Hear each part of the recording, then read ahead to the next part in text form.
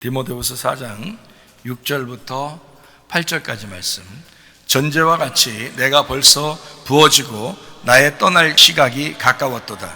나는 선한 싸움을 싸우고 나의 달려갈 길을 마치고 믿음을 지켰으니 이제 후로는 나를 위하여 의의 면류관이 예비되었으므로 주 곧 의로우신 재판장이 그날에 내게 주실 것이며 내게만 아니라 주의 나타나심을 사모하는 모든 자에게 도니라. 아멘.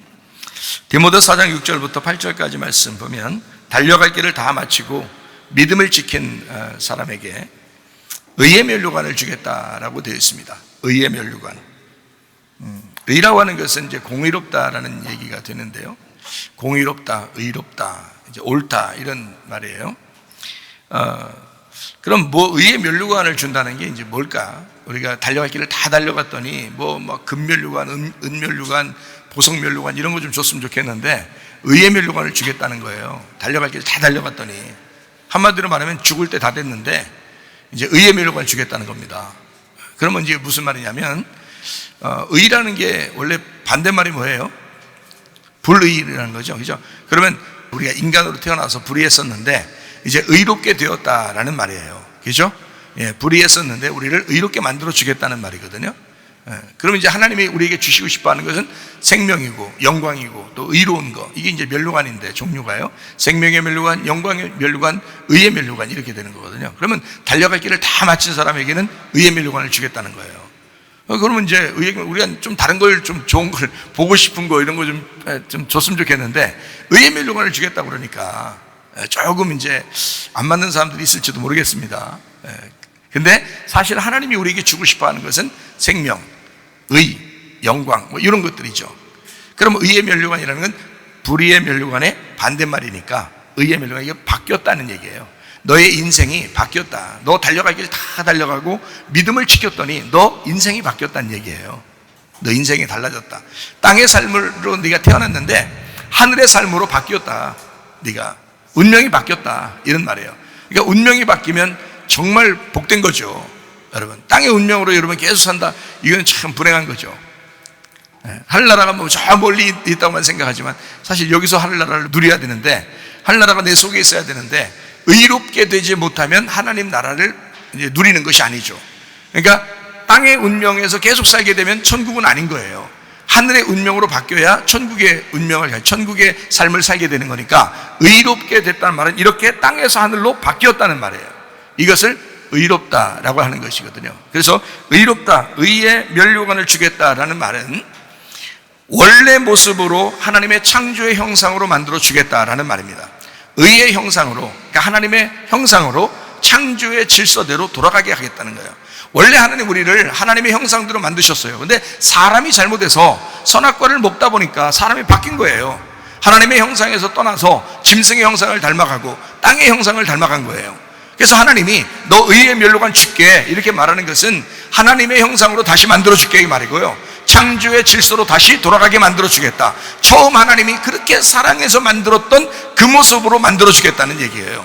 하나님의 형상으로 만들어 주겠다. 이 말은 다른 말로 말하면 하나님의 이름으로 살게 해주겠다 그 말입니다. 하나님의 이름으로 살게 해주겠다. 그러니까 의의 면류관이란 말은 우리가 단순하게 다른 거 좀 주지 왜 의의 면류관 주나 했더니 하나님께서는 그런 말이 아니고 야 네가 네 이름으로 이제까지 살았잖아.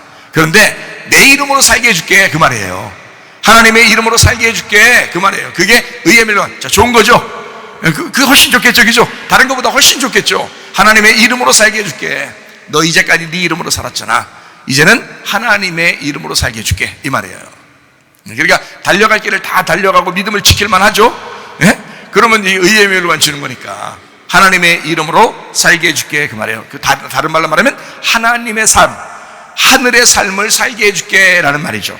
하늘의 삶을 살게 해줄게. 그래서 의로움은 이런 거다라고 예수님이 말한 장면이 나와요. 요한복음 16장 10절의 말씀에 의에 대하라 함은 내가 아버지께로 가니 너희가 다시 나를 보지 못하미요. 이게 의롭다는 거예요. 예수님이 이 땅에 내려오신 것은 그럼 뭐 때문에 내려오셨다는 거예요? 불의함 때문에 내려오셨다는 거죠. 그죠? 불의함 때문에 내려오셨으니까 불의함 때문에 내려오신 그 불의함을 다 짊어졌을 때는 어디로 가야 돼요? 그 짊어지고 어디로 가야 돼요? 예, 십자가로 가서 죽어야 되는 거예요. 그 불의함을 짊어지고 십자가로 가서 죽는 게 불의함이 끝나는 거죠. 불의함이 십자가로 끝나니까 죽으니까 의롭게 되는 거잖아요. 그죠? 그럼 의롭게 되면 부활해서 어디로 가야 돼요? 하나님 나라로 다시 올라가야 되는 거예요. 하늘나라에서 불의함 때문에 이 땅에 내려왔으니까 여기서 이것이 십자가 못 박혀 죽으니까 끝났잖아. 불의함이 끝나버렸죠? 그러면 의로움이라는 건 다시 돌아가야 된다는 거예요. 다시 돌아간다는 말은, 예수님이 하늘나라로 다시 돌아간다는 말은, 다시 말하면 무슨 말이겠어요? 원래 모습으로 돌아가겠다는 얘기죠. 하나님의 원래 모습으로 돌아가겠다, 그 말이죠. 그죠? 그걸 의롭다라는 거예요. 자, 여러분의 원래 모습은 뭐예요? 여러분의 원래 모습으로 돌아가셔야 되니까, 여러분의 원래 모습은 뭐예요?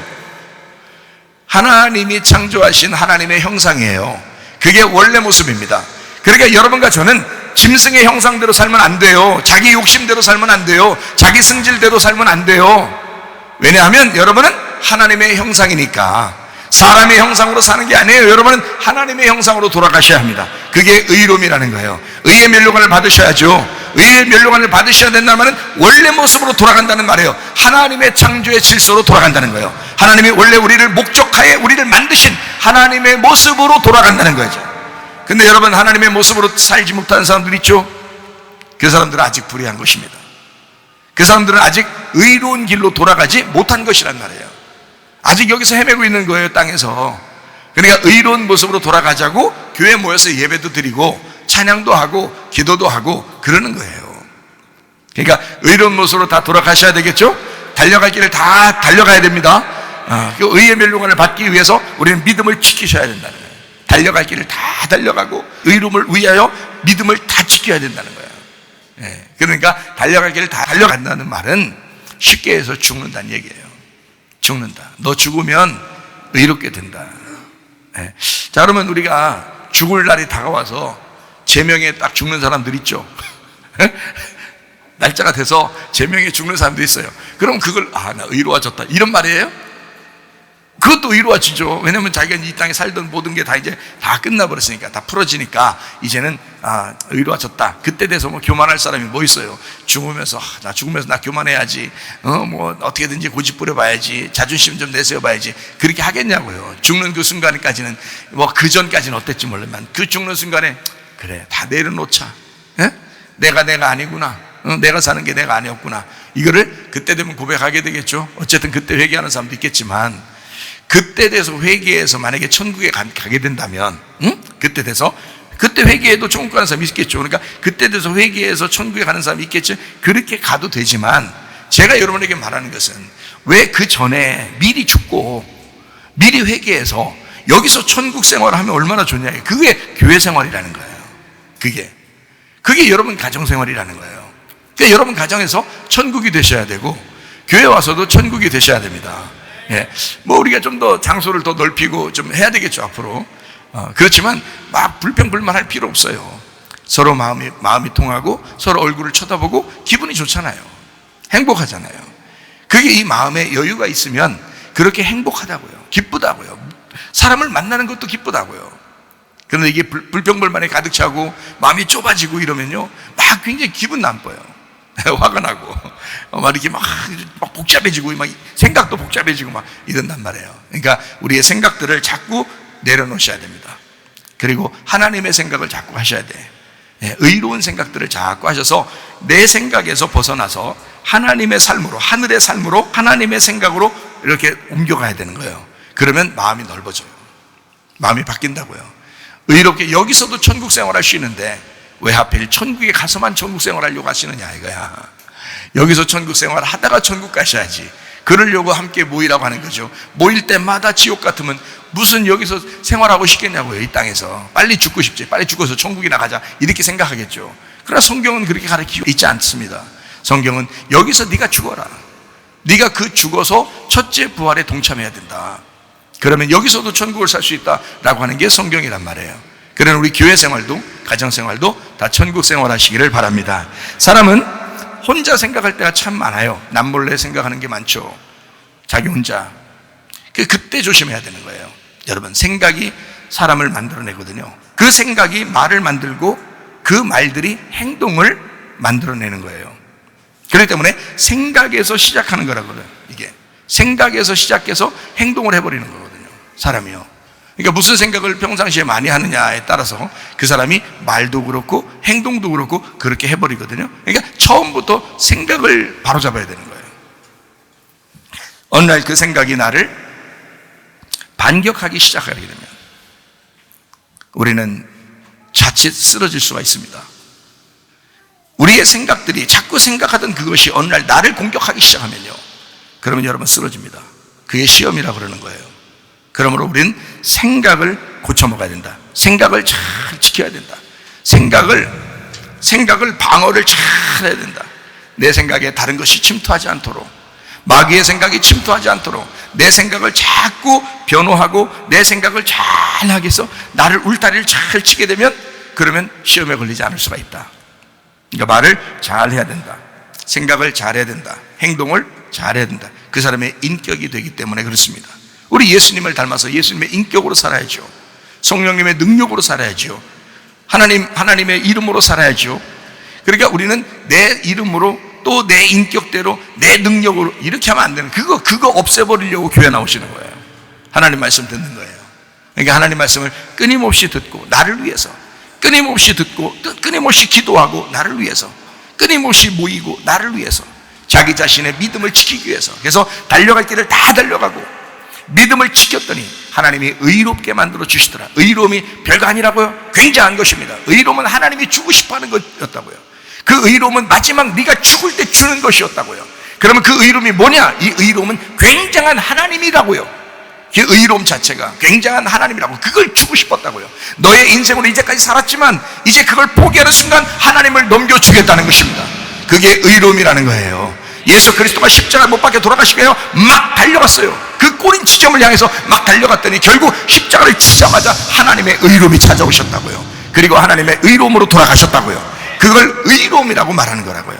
예수님은 너희가 날 다시 보지 못할 거야. 이 땅에서는 못 볼 거야. 그러나 성령으로는 깨닫게 될 거야. 보이지 않지만 성령으로 깨닫게 될 거야. 나는 의로움으로 돌아가니까. 이제 완전해졌으니까. 그 말이거든요. 그러면 우리가 그날 그 나라에 가서는 완전해지겠죠.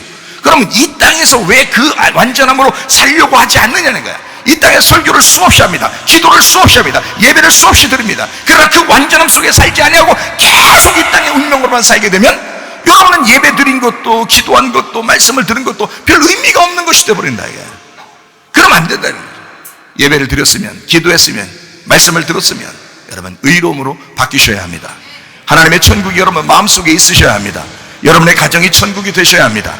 교회가 천국이 되셔야 합니다. 그래서 그냥 늘 잘 이루어져서 즐거운 게 아니라 그냥 즐거워져야 된다. 그냥 즐거워져야 된다. 아니 가끔 물론 톡톡 이렇게 화가 난 때가 있죠. 에? 그것까지 없다 그러면 천국 가 있는 거지. 에? 그것까지도 없다 그러면 천국 가 있는 거지만 이 땅에 사는 동안에 그런 게 톡톡 나올 수가 있죠. 그렇지만 그렇게 했다가도 금방 회개하고 말해요. 응? 그리고 금방 가라앉히고 다 이제 묻어내지고 하는 그런 마음이 넓어지는 그런 마음들이 생겨야 되는 거죠. 여유가 있어야 되는 겁니다. 주님과 함께 하시면 말이에요. 임마을 되신 우리 하나님 여러분과 함께 하시기를 바랍니다.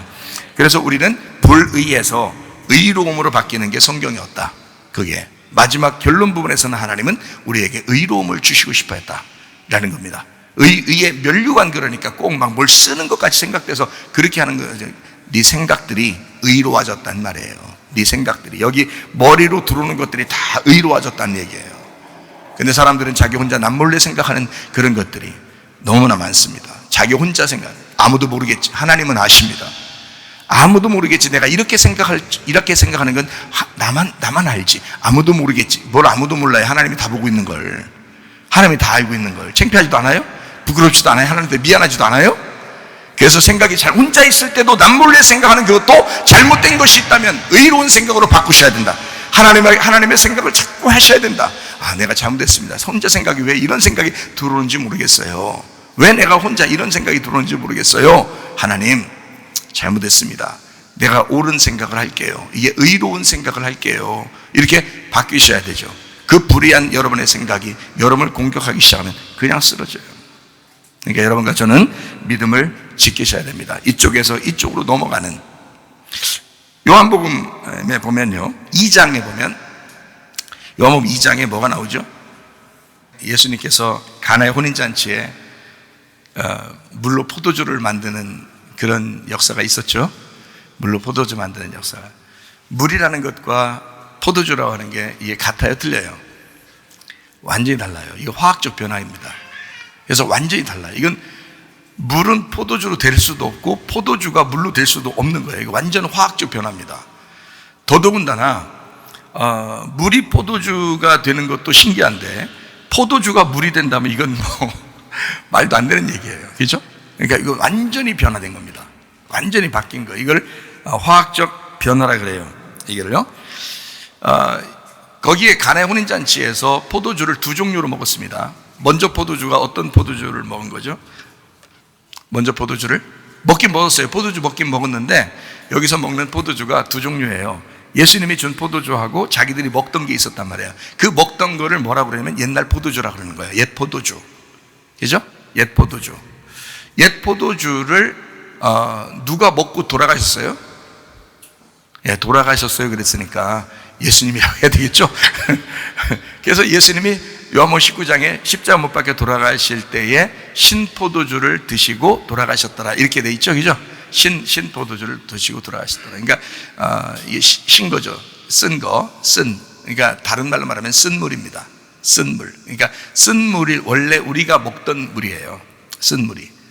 모세가 이스라엘 백성들을 데리고 이제 출애굽하고서 나올 때 그때 쓴 마라의 쓴물 알죠? 마라의 쓴물. 이 마라가 쓰다는 얘기거든요. 마라가 쓰다. 쓴 마라. 쓴 건데 그 쓴 물을 그 나뭇가지를 이렇게 거기다가 이렇게 던져가지고 어떤 물이 됐죠?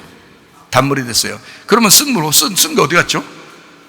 쓴 게 그 나무에 다 붙은 거예요. 나무를 던졌더니 이제 나무에 붙은 건 나무는 이제 다 쓴 나무가 된 거지. 쓴 나무. 나무 주신 예수님이 그렇게 된 거예요. 쓴 독을 다 자기가 빨아들이고 그 신포도주를 마시고 돌아가신 거예요, 예수님이. 그리고 나머지 여기 물은요, 달콤해진 겁니다. 그래서 자기가 그 쓴 걸 다 독을 빨아들이고 나머지 싹 물을 달콤하게 해서 다른 사람들, 자기 백성들, 자기 그 가족들을 싹 다 이제 달콤한 물을 먹이는 게 하나님의 마음인 거예요. 자기가 돌아가시고 이제 우리들을 갖다 다 달콤한 물을 먹게 하시는 분, 그게 하나님이시라고요. 그래서 쓴 물에서 단물로 바뀐 거예요. 근데 중간에 뭐가 있었냐면 죽음이라는 게 있었던 거예요. 예수님의 죽음이라는 게 있었던 거죠. 그래서 쓴 물이 단물 됐죠, 그죠? 예, 그래서 마라의 쓴 물이 달콤한 물이 되었다. 이런 얘기가 이제 출애굽기에 나와 있죠. 마찬가지로 요한복음 2장에 보면 옛날 자기들이 먹던 포도주가 있었어요. 근데 그거보다 예수님이 주신 물이 어떻게 됐어요? 예수님이 주신 물이 포도주 됐으니까 물과 포도주가 같다는 얘기죠. 예수님이 주신 것은 물과 포도주가 같다는 얘기예요. 다시 말하면 예수님은 어디서 오신 분이에요? 아래에서 오신 분이에요? 위에서 오신 분이에요? 위에서 오신 분이니까 위의 물이란 말이에요.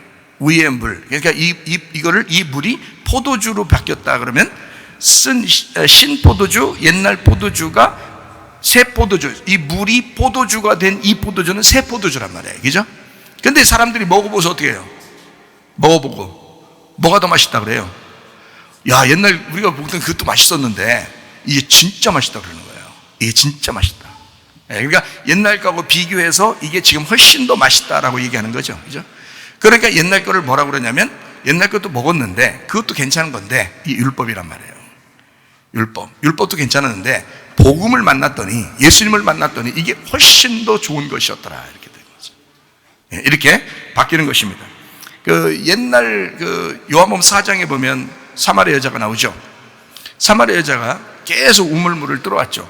우물물 뚫는 그 우물물은 위에서 떨어지는 거예요, 밑에서 올라오는 거예요, 물이.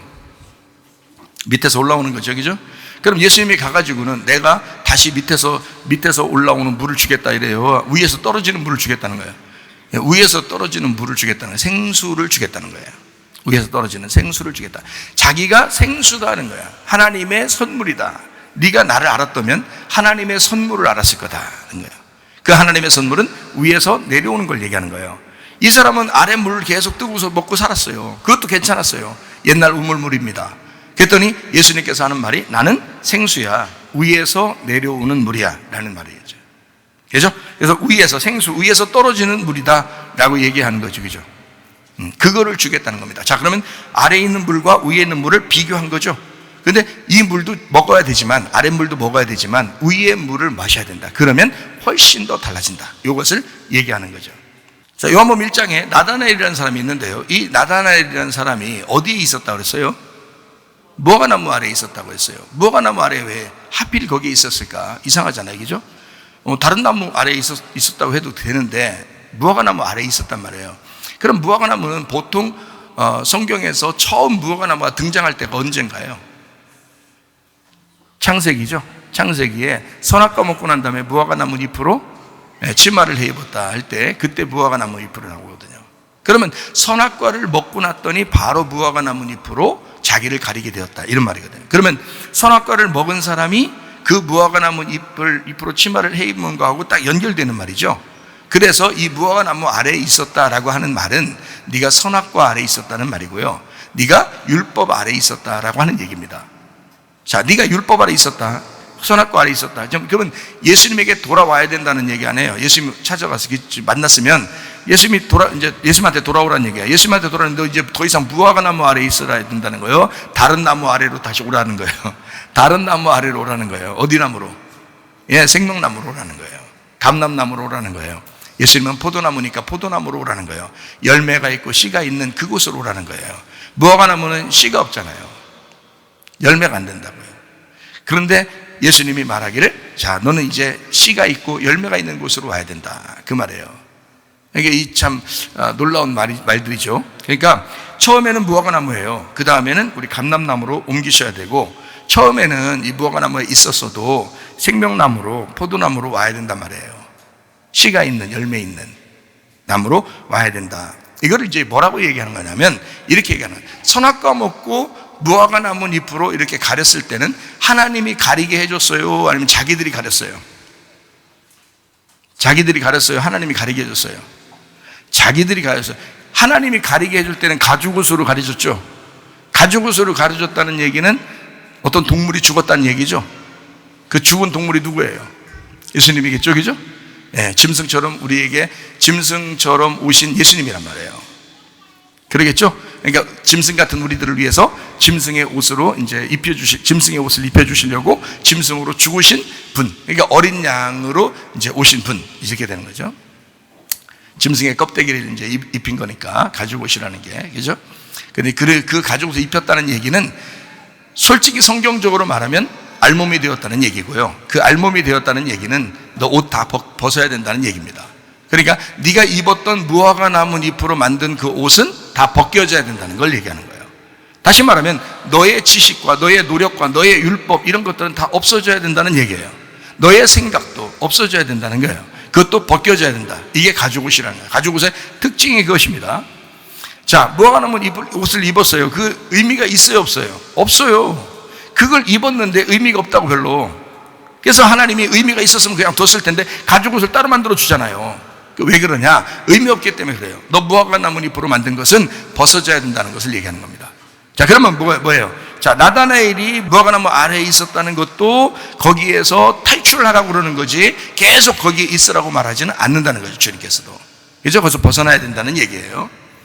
마찬가지로 옛날 포도주를 마시던 것도 포도주 옛날 거를 더 마셔야 된다라고 얘기하는 게 아니라 주님이 주시는 새 포도주를 마셔야 된다라고 얘기하는 거잖아요.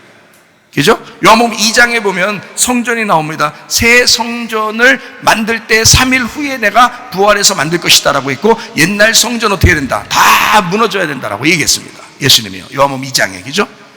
그러니까 옛날 성전은 다 무너져야 된다. 새 성전이 돼야 된다라는 얘기고요. 옛날 포도주는 다 신포도주는 마시고 예수님이 죽으셔야 되는 거고, 새 포도주를 먹이겠다라는 말이고요. 무화과나무 이파리 아래서 네가 있었을 때 그것을 벗어나서 감람나무, 포도나무로 와야 된다라는 것을 이야기하는 거잖아요.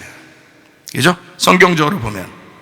자, 가나의 혼인잔치에 이제 포도주가 떨어졌습니다. 예수님이 직접 갖다 줬어요? 하인들 시켰어요? 하인들 시켰어요. 그럼 여러분은 바울 사도가 자기를 뭐라고 그러냐면 나는 그리스도의 종이요 이러죠. 자기는 그리스도의 노예요, 나는 그리스도의 종입니다. 내가 세상에 얽매였었는데, 율법의 얽매인 종이었었는데 내가 벗어나 복음의 종이 되었습니다. 내가 예수님의 종이 되었습니다 라고 그러죠.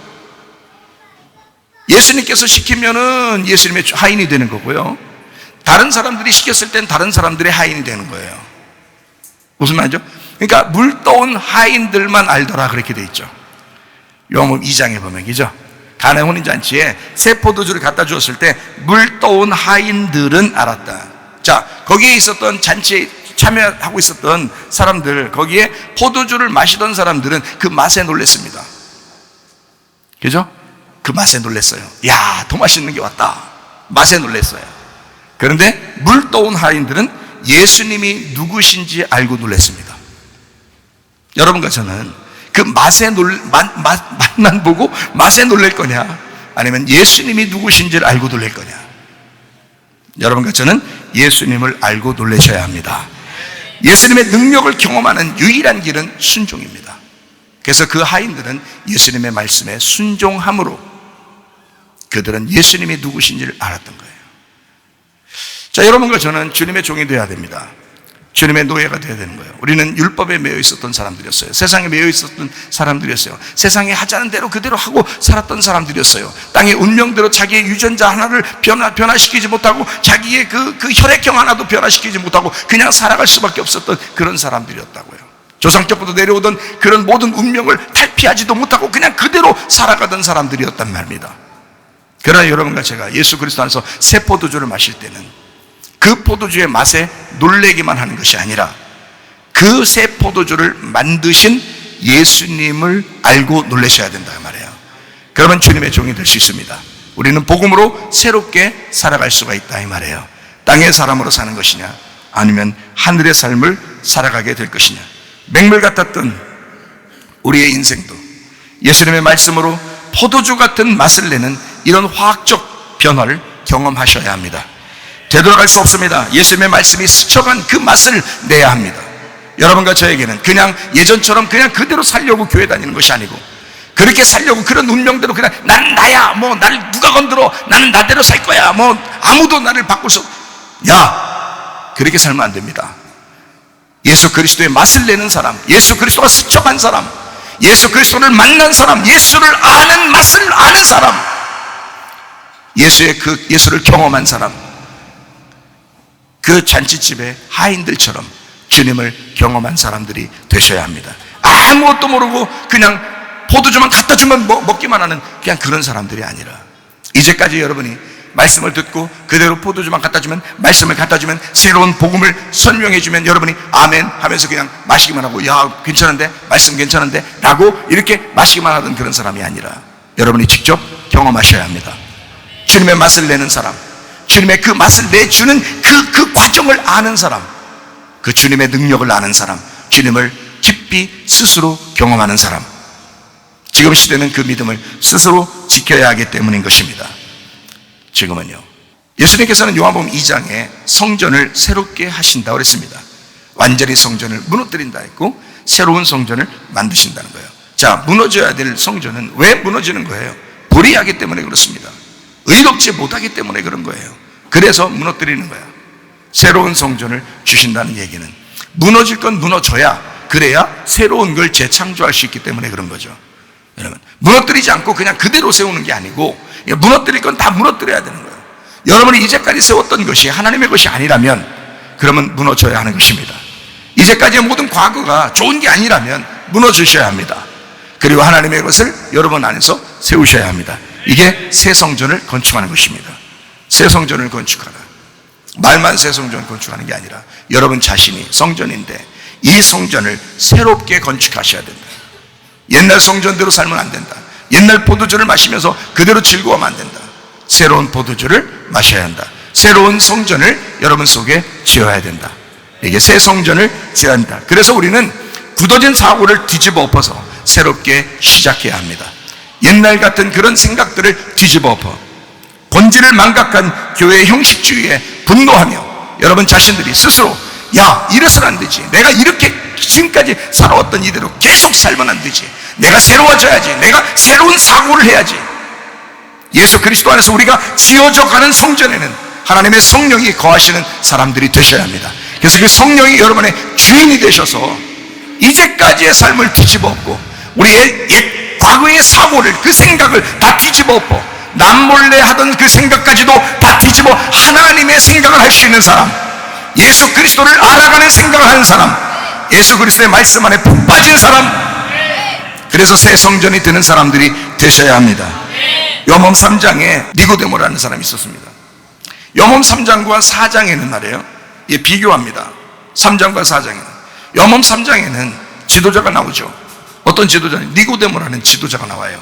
그 율법사입니다. 아주 그 훌륭한 사람이에요. 요한복음 4장의 사마리아 여자는요, 형편없는 사람이에요. 이 두 개를 비교하는 거예요. 근데 결국에는 이 니고데모라고 하는 사람이요, 지도자거든요. 그 당시에 엄청난 지도자예요. 요한복음 3장에 엄청난 지도자인데, 이 사람이, 니고데모라는 사람이 엄청난 지도자인데 헷갈린 거예요. 예수에 대해서 제대로 모르는 거예요. 말씀을 제대로 모르는 거예요. 지도자가 헷갈린 거예요. 지도자가 헷갈리면 백성이 방향을 잃습니다. 지도자가 헷갈리니까 백성이 방향을 잃는 거예요. 어떻게 해야 될지 모르는 거예요. 지도자가 말하는 대로 그대로 따라야 되니까. 그래서 저는 이렇게 가만히 여러분에게 이렇게 말씀을 가끔 증거하면서 이런 말을 해요. 뭐라고 하냐면, 목사가 말씀을 모르면 목사하지 말아라. 괜히 다른 사람 방향까지 다 흐트러놓는다. 방향을 잃어버린다.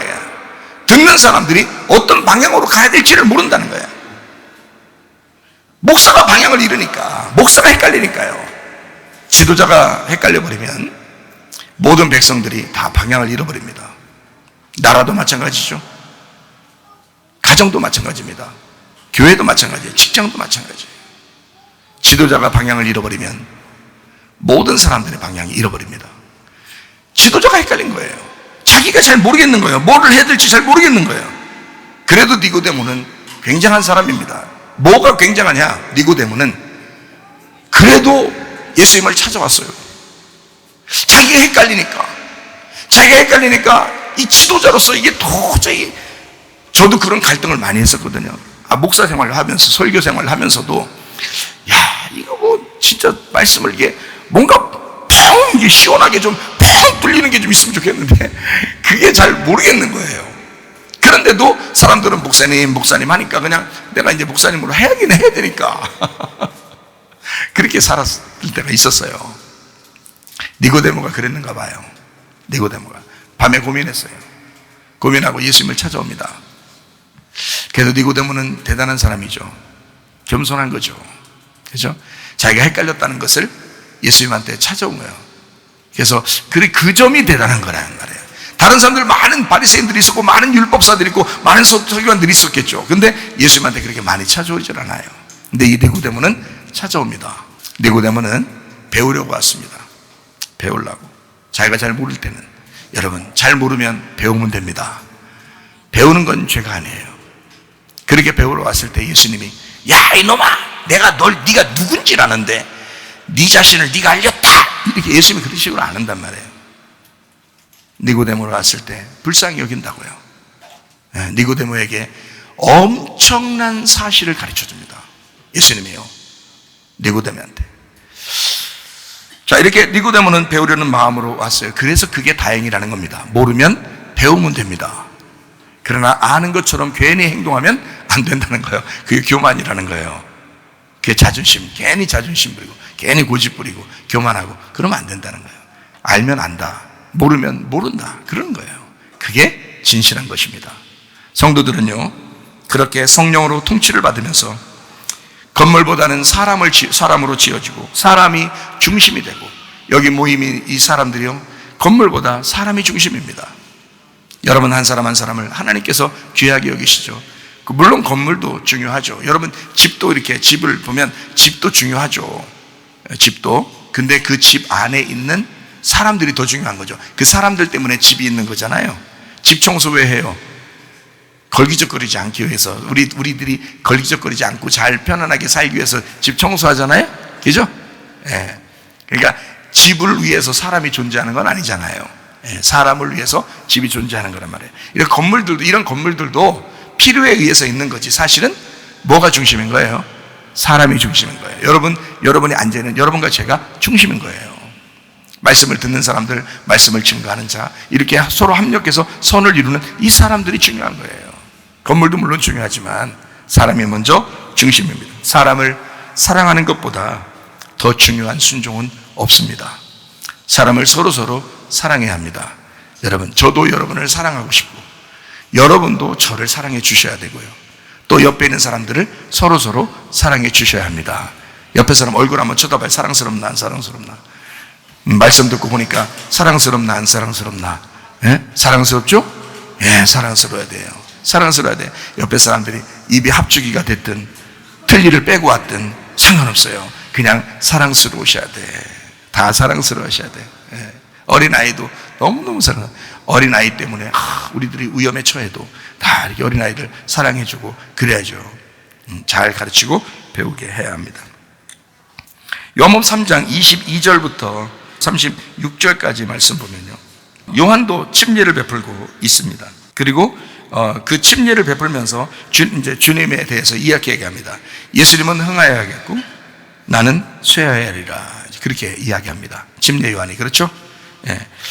그리고 신부를 취하는 자는 신랑이지만 서서 신랑의 음성을 듣는 친구가 크게 기뻐하나니 나는 이러한 기쁨으로 충만하였다라고 이야기합니다. 침례 요한과 예수님과의 어떤 관계죠. 근데 침례하는 장면에서 만납니다. 침례라는 건 뭐예요? 우리로 말하면 침례라는 건 뭐예요? 할례와 같은 것이고 십자가를 지는 죽음과 같은 것입니다. 그 장소에서 만나는 거예요. 거기서 이제 이런 얘기를 하죠. 신부를 취하는 자는 신랑이지만 서서 신랑의 음성을 듣는 친구가 크게 기뻐한다, 이렇게 되어 있습니다. 그러니까 신랑과 신부에 대한 이야기를 합니다. 어느 장면에서요? 뭐 하는 장면에서? 침례를 받는 장면에서. 침례의 장소에서. 침례의 장소는 뭐라고? 할례하는 장소, 십자가의 장소란 말이에요. 거기에서 신랑과 신부에 대한 이야기를 하는 거죠. 이 부분을 우리가 좀 생각해 봐야 됩니다. 신랑들이 이제 여자한테 프로포즈 할 때 뭐 가지고 이렇게 프로포즈 하고 그래요? 아이스크림 갖다가 가져오면 아이스크림 이게 일단 먹어, 그러면 아이스크림 막 먹다가 이게 뭐야? 속에 보면 반지가 하나 탁 들어있는, 결혼해줘 이렇게 얘기하잖아요. 이빨 나갈 뻔했어, 이렇게 승질내고 이런 사람들이 없어요. 그렇게 하죠. 아니면 이제 뭐 사람들 많은 그 광장에서 막 행사처럼 그렇게 반지 하나 숨기고 왔다가 이러면 탁 이제 무릎을 탁 한쪽 무릎을 뜨고, 어떤 그런 거 배워가지고요, 한쪽 무릎을 탁 꿇으면서 나랑 결혼해주고 그렇게 하고 그러잖아요. 그럼 여자들은 또 괜히 알고 있었으면서 모르는 척하면서 놀래면서 놀란 척하면서 막 이제 결혼하겠다 막 이러죠. 눈물 흘리는 사람 있고, 악어의 눈물, 하여튼 눈물 흘리는 사람들 이게 막 좋아하고 막 그러잖아요. 근데 보통 프로포즈 할 때 보통 남자가 해요, 여자가 해요?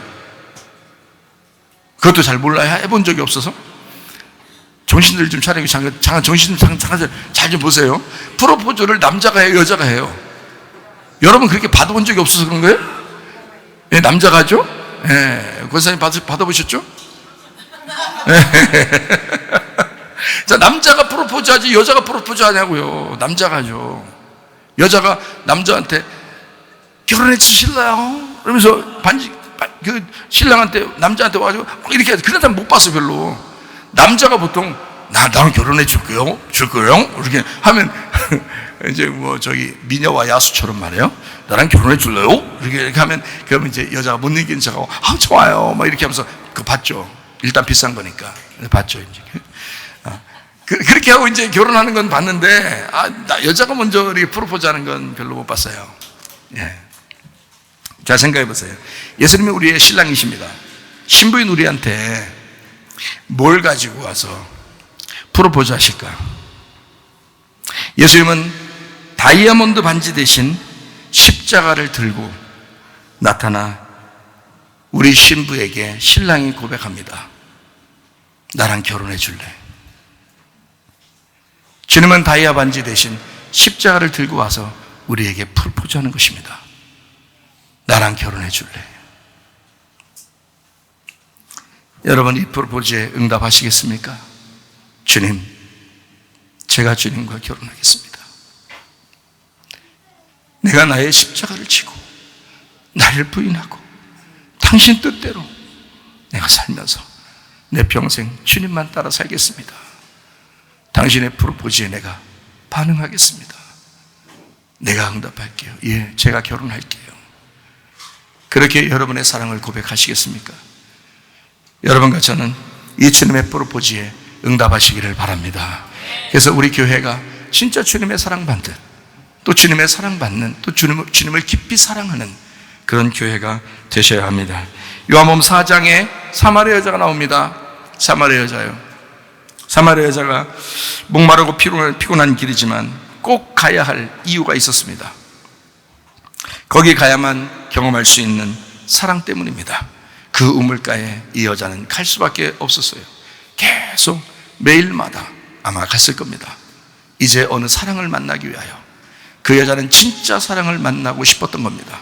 그래서 그 여자는 계속해서 그 우물을 갈 수밖에 없었습니다. 사람 만나는 것이 싫고 잘난 남편이 원수인 사람들이 의외로 많습니다. 그래서 살기 싫고 살아가야 의미도 없는 그런 하루하루 지옥 같은 삶을 사는 사람들도 한두 명이 아닙니다. 그러나 그 여자가 끊임없이 그 우물가에 가는 목적이 있었습니다. 자기의 진짜 사랑을 만나기 위해서입니다. 거기에 진짜 사랑인 예수 그리스도가 나타나셨습니다. 예수 그리스도가 나타나 네가 나와 결혼해 줄래?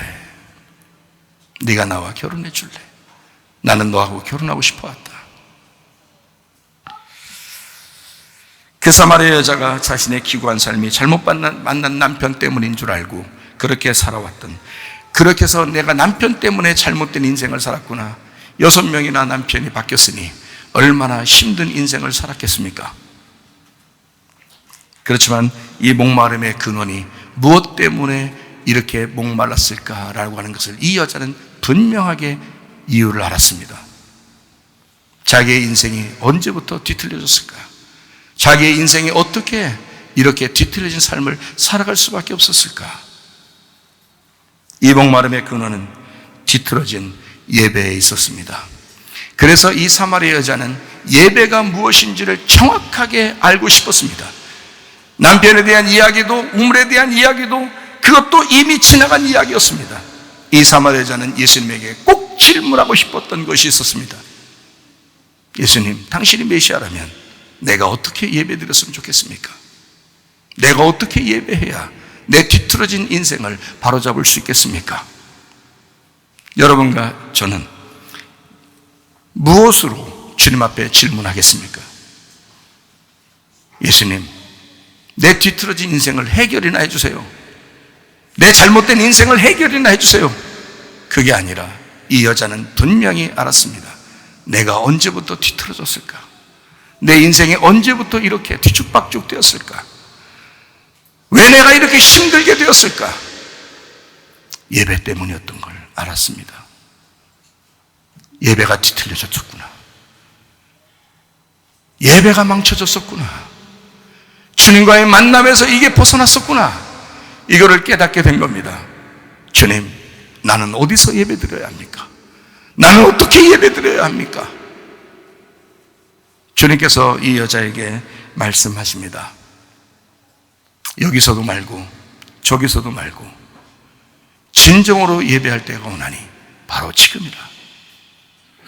아버지께서는 네가 영과 진리로 예배 드릴 때가 있는데 그게 바로 지금인데 아버지는 그렇게 예배 드리는 자를 찾으시느니라. 네가 찾아다니는 게 아니었어. 너는 그렇게 예배를 드리면서 하나님 앞에 이렇게 좀 뭔가를 드려보고자 하는 그 마음으로 예배를 드렸겠지. 그리고 그렇게 조금 더 많이 드렸으면 하나님이 날 좋아하시겠지. 예배가 좀 뭔가 시원찮았으면 하나님이 날 좀 싫어해서 내가 이렇게 된 게 아닌가, 이렇게 생각했겠지. 그러나 그게 아니야.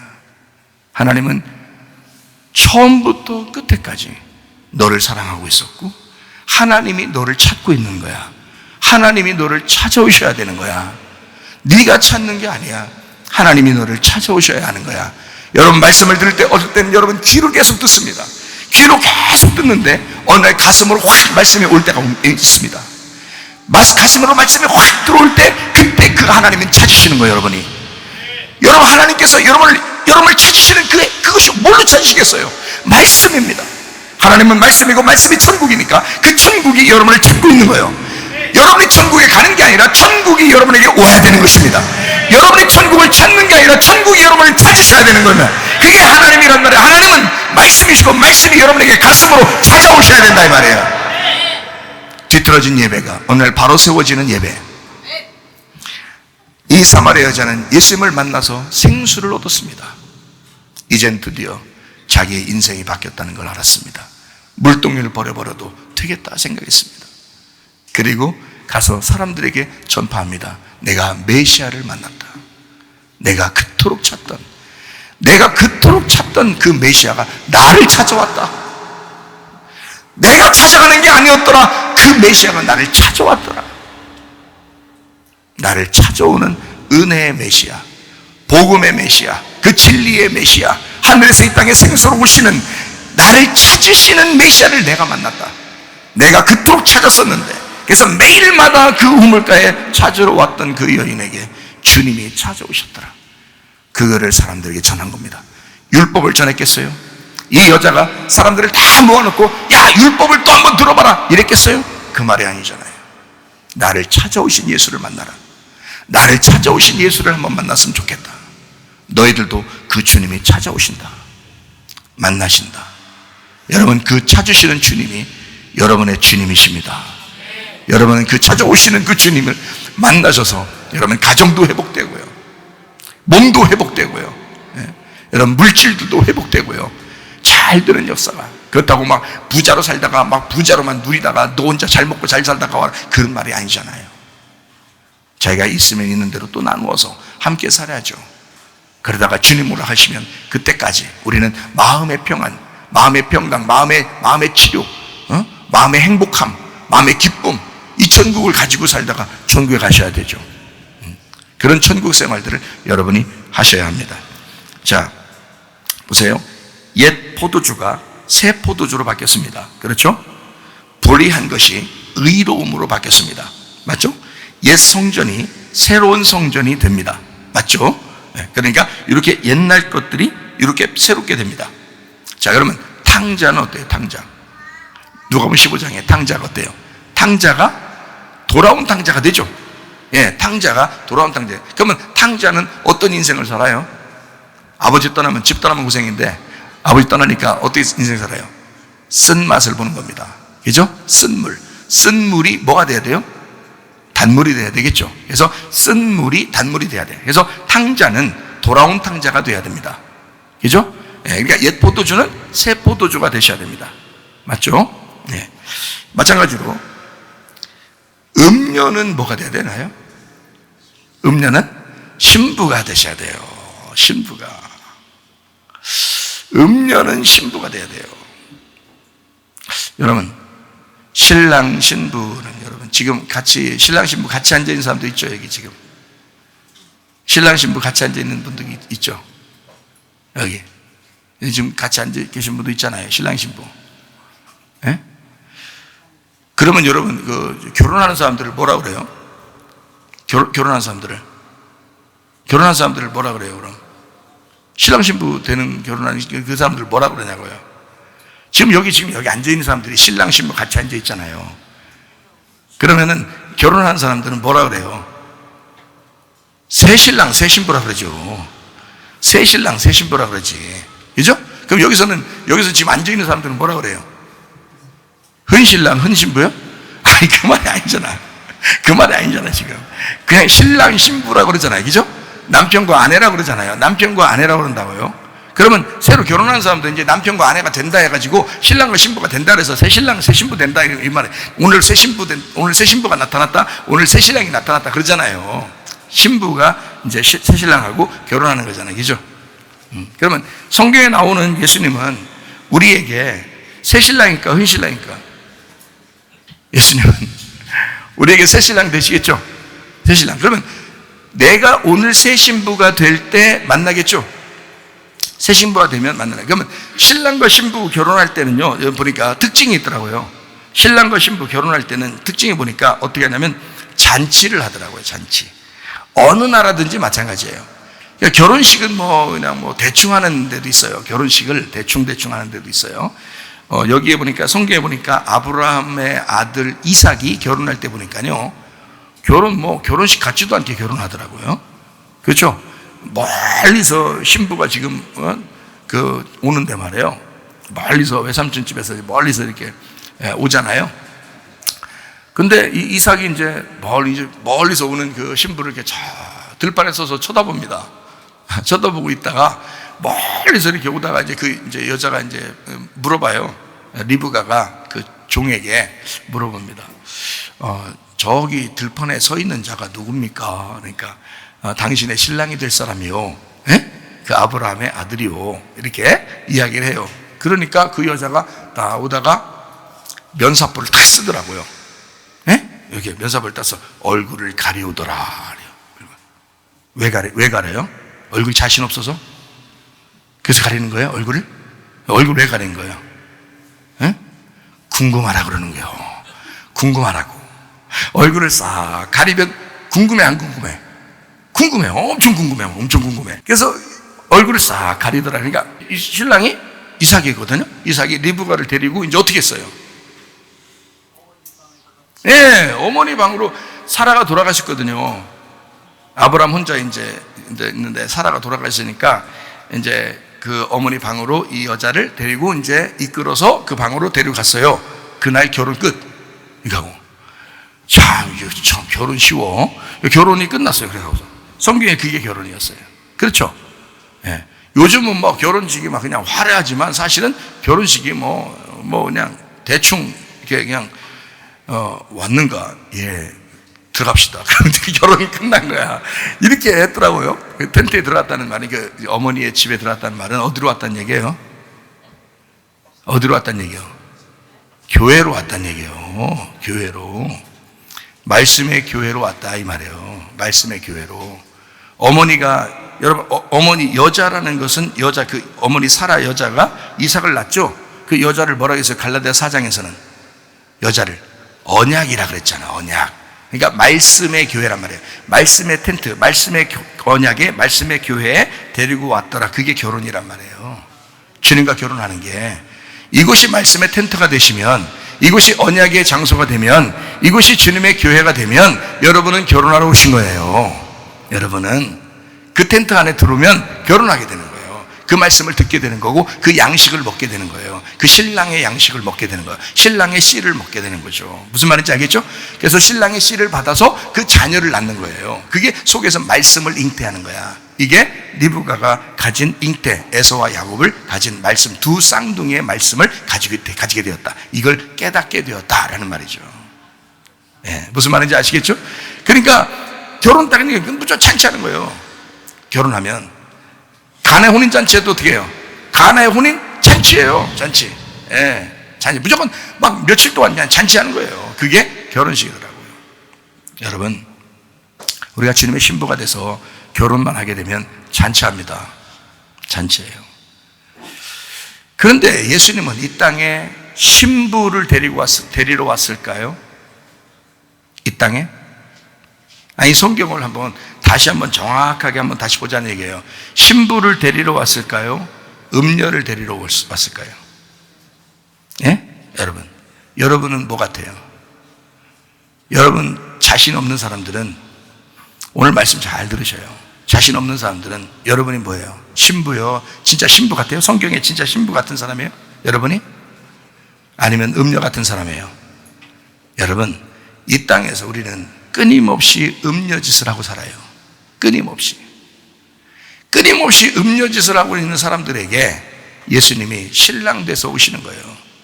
한마디로 말하면 음녀 같은 우리들을 신부 만들려고 오시는 거예요. 그러니까 보세요. 신부가 준비돼서 신부 때문에 오는 게 아니고 음녀를 신부 만들고 싶어서 오는 게 주님이십니다. 음녀를요. 그래서 음녀와 결혼하기 위해서 오는 거예요. 신부로 완전해서 여러분이 완전해져서 예수님하고 결혼하는 게 아니라, 여러분이 완전해지는 것은 죽을 때예요. 죽을 때가 완전해지는 거라고. 그 전까지는 음녀 같은 행동을 계속해요. 가뜩하면 음녀 같은 행동을 해요. 끄떡하면 음녀 같은 행동을 해요. 그런 음녀 같은 우리들을 신부 삼기 위해서 예수님이 오시는 거라고요.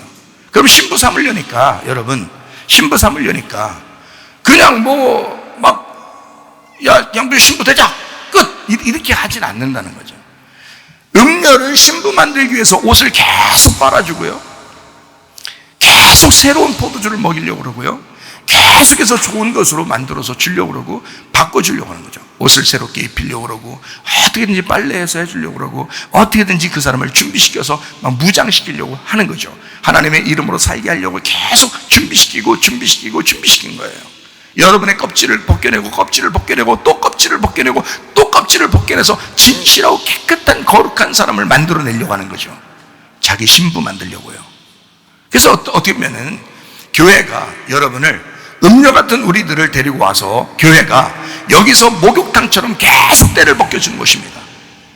신부로 만들려니까 신랑 대신 우리 주님께서 여러분을 말씀의 물로 계속 씻어주는 거예요.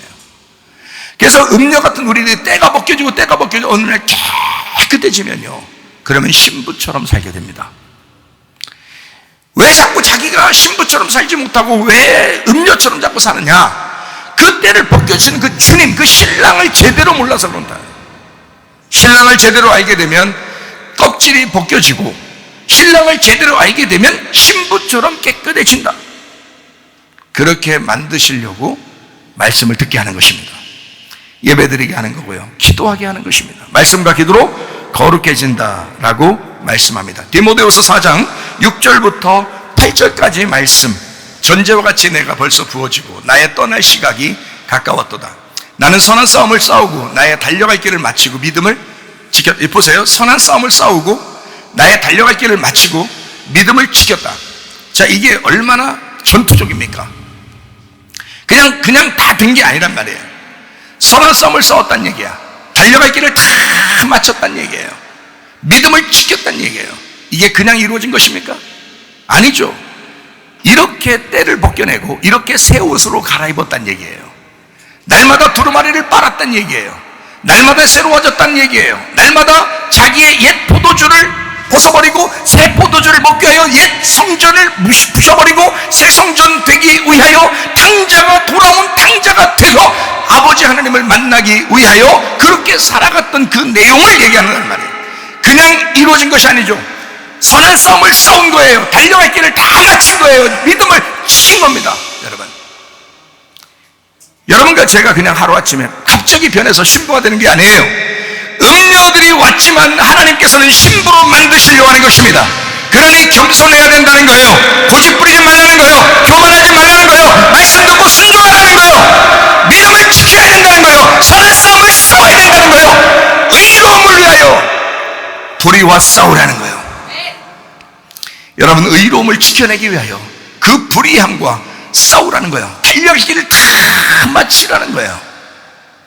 그렇게 달려갔을 때, 그렇게 선한 싸움을 싸웠을 때, 여러분의 욕심 때문에 싸우고, 여러분의 고집 때문에 싸우고, 여러분의 교만 때문에 싸우고, 미워해서 싸우고, 용서가 안 돼서 싸우고, 기분 나빠서 싸우고, 승질나서 싸우고, 이런 게 아니라 선한 싸움을 싸우는 거야. 그리스도의 신부가 되기 위하여 깨끗한 옷으로 갈아입기 위하여 선한 싸움을 싸우는 거예요. 달려갈 길을 다 마치는 거야. 그거는 누가 해요? 자기가 하는 거야. 말씀을 듣는 것도 자기가 하는 거야. 기도하는 것도 자기가 하는 거야. 용서하는 것도 자기가 하는 거야. 말씀을 들었어. 기도를 했어. 주님 앞에 선한 싸움을 싸우는 거야. 믿음을 지키는 거야. 무슨 말인지 알겠죠?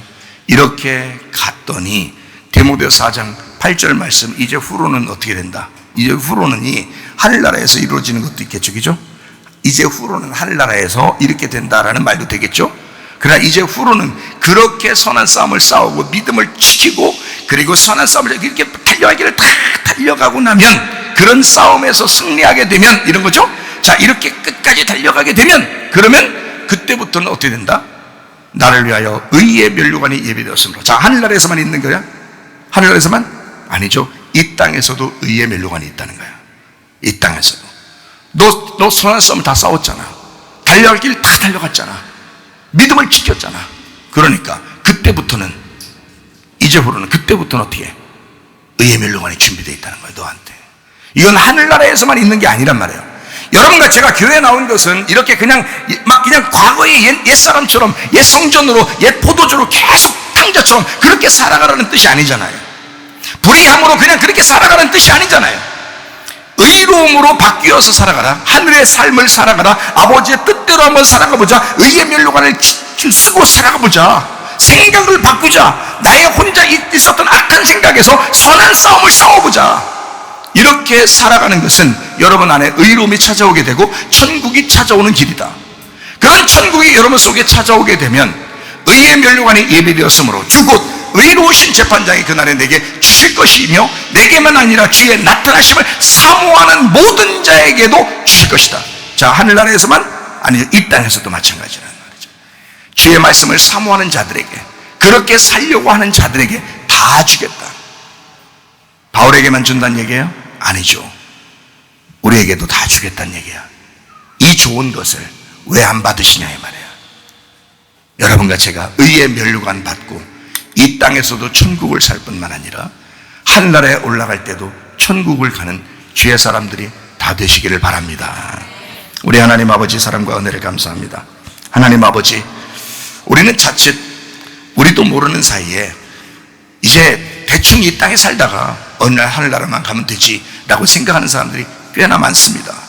그러나 하나님 의의 면류관이 이 자리에 있어야 하고, 하나님 내 의로움, 하나님의 창조의 그 질서대로 하나님의 형상대로 지음받은 우리가 그 본 모습대로 돌아가는, 주님께서 우리에게 그토록 원하시던 그 모습으로 돌아가 살아가는 주의 사람들이 다 되어야 될 줄로 믿습니다.